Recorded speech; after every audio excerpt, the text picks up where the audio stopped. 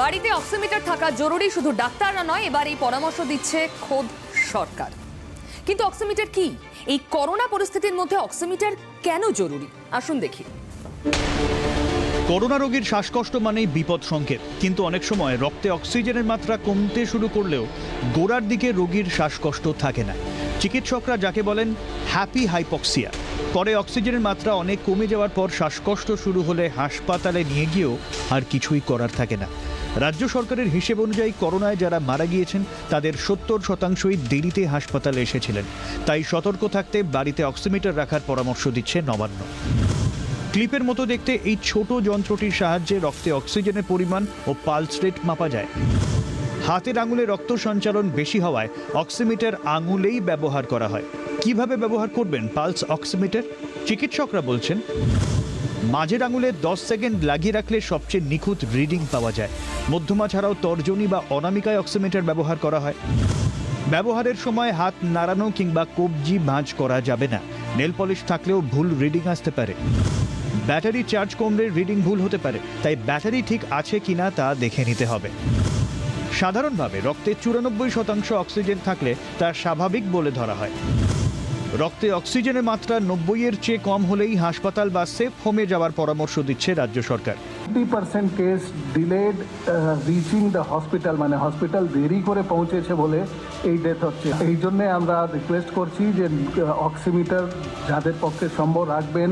Oxygen saturation is the best indicator. 90 থেকে কম হলেই কিন্তু আপনাকে আইদার সেফ হোম অথবা কোভিড হসপিটালে চলে যাওয়া উচিত। রাজ্যের সমস্ত কোভিড হাসপাতাল মিলিয়ে প্রায় 40% বেডে এখন রোগী ভর্তি আছেন। তাই প্রয়োজনে কোনো করোনা আক্রান্তেরই বেড পেতে সমস্যা হবে না, আশ্বাস রাজ্য সরকারের। ব্যুরো রিপোর্ট, জি24 ঘন্টা।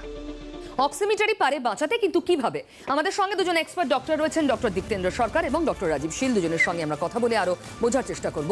সবথেকে বড় প্রশ্ন হয়ে দাঁড়াচ্ছে, কোন অক্সিমিটার ঠিক, কোনটা আসল, কোনটা নকল, চিনব কি করে? সব জানবেন আজকের অনুষ্ঠানে। ডক্টর সরকার, আপনার কাছে শুরুতেই আসবো। আমরা খানিকটা প্রতিবেদনে দেখলাম অক্সিমিটারই পারে আমাদের সেই ইঙ্গিতটা দিতে যে আমি আদৌ বিপজ্জনক একটা জোনের মধ্যে রয়েছি কিনা। এটা কিভাবে?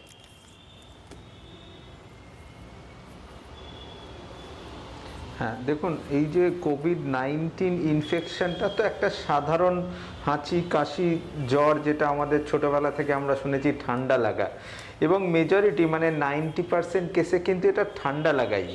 কিন্তু 10% ক্ষেত্রে এই ঠান্ডা লাগাটা যখন লাংসকে এফেক্ট করে, তখন যেটা হয় হচ্ছে লাংসের মধ্যে দিয়ে অক্সিজেনটা যেটা রক্তে সঞ্চালন করে সেইটা কমে যায়, যার ফলে রক্তে অক্সিজেন কমতে থাকে। এবার এই যে ফেজটা বোঝার চেষ্টা করুন, যেখানে লাংসটা এফেক্ট করলো, অক্সিজেন ক্রস করার ক্ষমতা কমলো, রক্তে সঞ্চালিত হলো, তারপরে স্টেজে আসবে ব্রেনে কিছু রিসেপ্টর সেন্স করে যে শরীরে অক্সিজেন কম।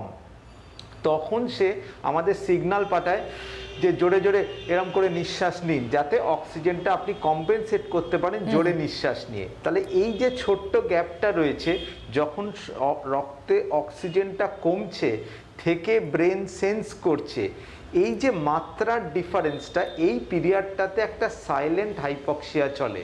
অর্থাৎ আমার শরীরে অক্সিজেনটা কমেছে থেকে আমি নিঃশ্বাসের কষ্টে গেলাম।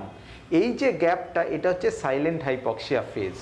এই সাইলেন্ট হাইপক্সিয়া ফেজে আমার নিঃশ্বাসের রেটটা বাড়বে না, যেটা নিঃশ্বাসের কষ্টে দেখবেন গাইডলাইনে লেখা আছে আমার রেসপিরেটরি রেট বেড়ে গেছে। 2 নম্বর লেখা আছে কি না, গাইডলাইনে লিখছে চোখ মুখ নীল হয়ে গেছে, তখন আমি বুঝছি আমার শরীরে অক্সিজেন অনেক কমে গেছে। 3 নম্বর বলেছে কি আমার কনফিউশন হয়েছে, অর্থাৎ আমি আর চিনতে পারছি না বা ভুল বকছি, তার মানে আমার ব্রেনে অক্সিজেন এবং রক্ত সঞ্চালনা কমছে। তো এই ফেজে যাওয়ার আগে এই যে মাঝখানে ছোট্ট একটা গ্যাপ পিরিয়ড, সেটা পালস অক্সিমিটার ঠিকভাবে যদি প্লেস করে মাপা যায়, তাহলে কিন্তু সেটা বলে দিতে পারে যে স্যাচুরেশনটা কতটা কমেছে। এই যে স্যাচুরেশনটা কমেছে, এতে একটা প্রাসঙ্গিক আলোচনা সবার বোঝা উচিত যে 90% স্যাচুরেশন মানে এটা করসপন্ড করে adequate oxygenation in the body. যে এটা 89%, তার মানে রক্তে অক্সিজেনের যেটা নর্মাল 95, সেটা একটা বড় ঝর্ণার মতো ঝপ করে ফল করে 60-এর নিচে নেমে যায়। অর্থাৎ 35 ফল হয় অক্সিজেনে 2% হেরফেরে। এই যে 2% হেরফেরটাকে চিনতে পারাটার মেথডটাই হচ্ছে স্যাচুরেশন। সেই কারণে এত প্রাধান্য দেয়া হচ্ছে এই সাইলেন্ট হাইপক্সিয়া ফেজটাকে চেনার জন্যে। এখনো পর্যন্ত ক্লিনিক্যাল ম্যানিফেস্টেশনের আগে পালস অক্সিমেট্রি এই সাইলেন্ট হাইপক্সিয়াকে চিনতে পারে। ধরুন আমরা তো সরকারি পরামর্শ গতকালই শুনলাম, সেখানে বলা হয়েছে যে স্যাচুরেশন লেভেল 90-এর নিচে হলে আপনারা ডক্টরের সঙ্গে কনসাল্ট করুন, হসপিটালে আসুন। তো তার মানে যার 89 তিনিও কি চিন্তা করবেন?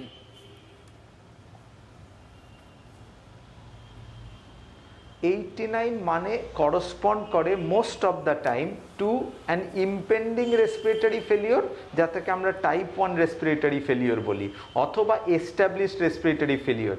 এরপরে কিন্তু খুব তাড়াতাড়ি তার নিঃশ্বাসের কষ্ট হবে।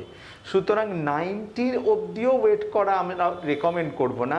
আমরা বলবো যদি 93-94-এর নিচে যাচ্ছে, সেক্ষেত্রেই কিন্তু তাকে সতর্ক হতে হবে।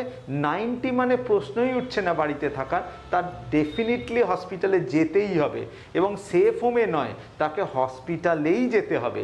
সেফ হোমের ইনফ্রাস্ট্রাকচার নেই রেসপিরেটরি ফেলিওরকে ম্যানেজ করার মতন। সুতরাং কাট অফটা 94 হচ্ছে সতর্কীকরণ, 90 হচ্ছে ডেফিনিট ইন্ডিকেশন ফর হসপিটালাইজেশন। 4%-এর হেরফেরে কিন্তু রেসপিরেটরি ফেলিওর ডিটারমিন্ড হয়ে যাচ্ছে। সেই কারণে এই ইম্পর্টেন্সটা বোঝার দরকার। এই 4%টাকে আইডেন্টিফাই করাটাই আমাদের মূল উদ্দেশ্য। বা খুব গুরুত্বপূর্ণ এটা। আমি ডক্টর শীলের কাছে আসবো। ধরুন কয়েক মাস আগে অক্সিমিটার শব্দটাই আমাদের অনেকে জানতাম না, জিনিসটাই চিনতাম না। এখন করোনায় কি তাহলে এটা অপরিহার্য আমাদের সঙ্গী? সত্যি কথা বলতে এটা কিন্তু আজকের দিনে এই অবস্থাতে, এই সিচুয়েশনেতে oximeter is a must in all the household. এরকম অবস্থা। And it's so effective in diagnosing a case of lung failure, particularly in a case, of course, in other diseases also. কিন্তু লাং ফেলিয়ার যখন এই কোভিড-19-এর জন্য শুধু নয়, এটা আপনার কোনো যদি একটা অ্যাজমা হয়ে থাকে, যে কোনো কারণে কোনো হার্ট ফেলিওর হয়ে থাকে বা কোনো কিছু, তাতে কিন্তু এই অক্সিমিটারের প্রয়োজনীয়তাটা মানে অসম্ভব জরুরি। এবং এই যে ডক্টর সরকার বলছিলেন এইমাত্র, যে প্রথমে কথা হচ্ছে যে এই কতটা হলে আমরা সবাইকে আর কি 100-তে 100 ভাগ থাকবে তা নয়। সেই জন্যে 95 টু ম্যাক্সিমাম 94% যদি হয়, যদি কমে, তাও পর্যন্ত অ্যাকসেপ্ট করা যেতে পারে। It depends on the situation, on the case, about the case, যে কেসটা কী, কেসটা বা পেশেন্টটা কীরকম আছে, তার সমস্ত মিলিয়ে। যেটা সবথেকে বড় কথা, যেটা উনি এইমাত্র বললেন, সেইটাকে মাথায় রাখতে হবে। কেউ যদি 88 to 89 ও 90-এর জাস্ট নিচে নেমেছে, তখনই কিন্তু তাকে ডাক্তারের শরণাপন্ন হতে হবে। এবং শুধু ওই বাড়িতে বসে থেকে আমি হাউস ফিজিশিয়ানকে ফোন করলাম বা আমি কাউকে ফোন করে জিজ্ঞেস করলাম আমার এইটা এখন নেমেছে এত, আমি এখন কি করব, না, তাকে কিন্তু ওই হাসপাতালেই যেতে হবে যেখানে লাং ফেলিয়ার বা একটা কেন হচ্ছে লাং ফেলিয়ারটা, মানে খুব সিরিয়াসলি নিতে হবে। একটা রিডিং খুব সিরিয়াস একটা বিষয়ের ইঙ্গিত। আমি আসবো আবার আপনাদের কাছে, কিন্তু ঠিক কিভাবে কাজ করে, কিভাবে আপনি আপনার আঙুলটা রাখবেন তাহলে সঠিক রিডিংটা পাবেন, এই অক্সিমিটারের ব্যবহার আমাদের দেখিয়েছেন ডক্টর কাজল কৃষ্ণ বণিক। দেখুন, এতে দুটি AAA ছোট ব্যাটারি লাগে। এই পালস অক্সিমিটারের পেছন দিকের যে দরজা, সেই দরজা খোলার পরে দুটো ব্যাটারি নির্দিষ্ট স্লটে প্রবেশ করিয়ে এইভাবে ব্যাটারি দেওয়ার পরে দরজা বন্ধ করে। অধিকাংশ পালস অক্সিমিটারের সামনে একটি মাত্র বাটন বা সুইচ আছে, একে প্রেস করলে অন হবে।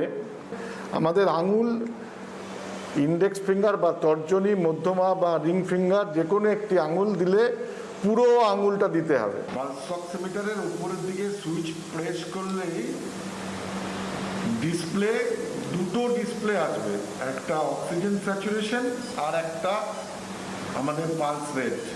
এই মুহূর্তে যেমন আমার অক্সিজেন স্যাচুরেশন 100%, আর পালস রেট এই মুহূর্তে 65। এই রেজাল্ট পাওয়ার পরে যেভাবে আঙুল দিয়েছিলাম, ডালাটা অল্প উপরের দিকে তুললেই আমার আঙুল বেরিয়ে আসবে।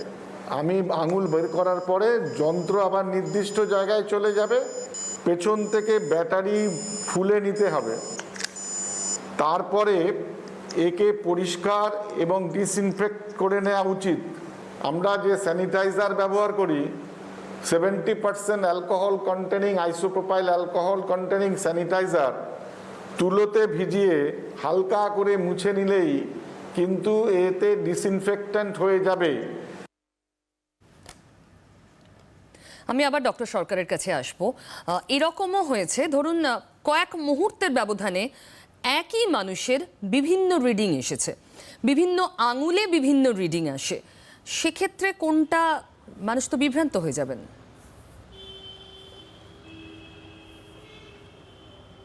না, প্রথমে এই যে মেথডটা বলা হচ্ছে না, এটা মাথায় রাখতে হবে। আমিও অনেকবার ধরুন এরকম নিজেরটা লাগিয়ে দেখেছি, আজকে বলে না, বহু বছর ধরে আমাদের তো এটাই আনুষঙ্গিক, সবসময় কাজে লাগে।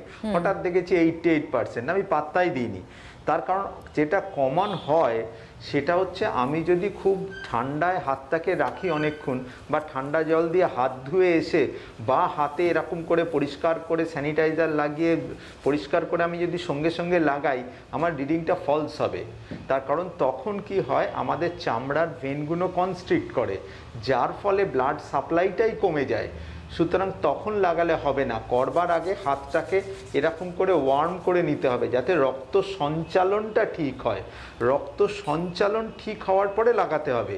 এবং আরেকটা জিনিস হচ্ছে, ওই যে হাতটা যদি বেন্ড করা থাকে, অথবা কারুর ক্ষেত্রে হাতের বা আঙুলের কোনো অসুস্থতা আছে, যার জন্যে এটা পালস অক্সিমিটারটা স্নাগলি ফিট করছে না, যেমন ধরুন রিউমাটয়েড আর্থ্রাইটিস, আঙুলটা বেঁকা আছে অথবা আঙুলটা ঘোরানো আছে, তার যদি ঠিকমতো ফিট না করে, এটা তো সেন্সার ডিপেন্ডেন্ট, সেন্সার ঠিকমতো সঞ্চালনাটা বুঝতে পারে না, সেই জন্য ওটা স্নাগলি ফিট করতে হবে, নর্মাল বডি টেম্পারেচারে লাগাতে হবে। এবং যেটা খুব ইম্পর্টেন্ট মহিলাদের ক্ষেত্রে, যে নেল পালিশটা লাগানো থাকা চলবে না।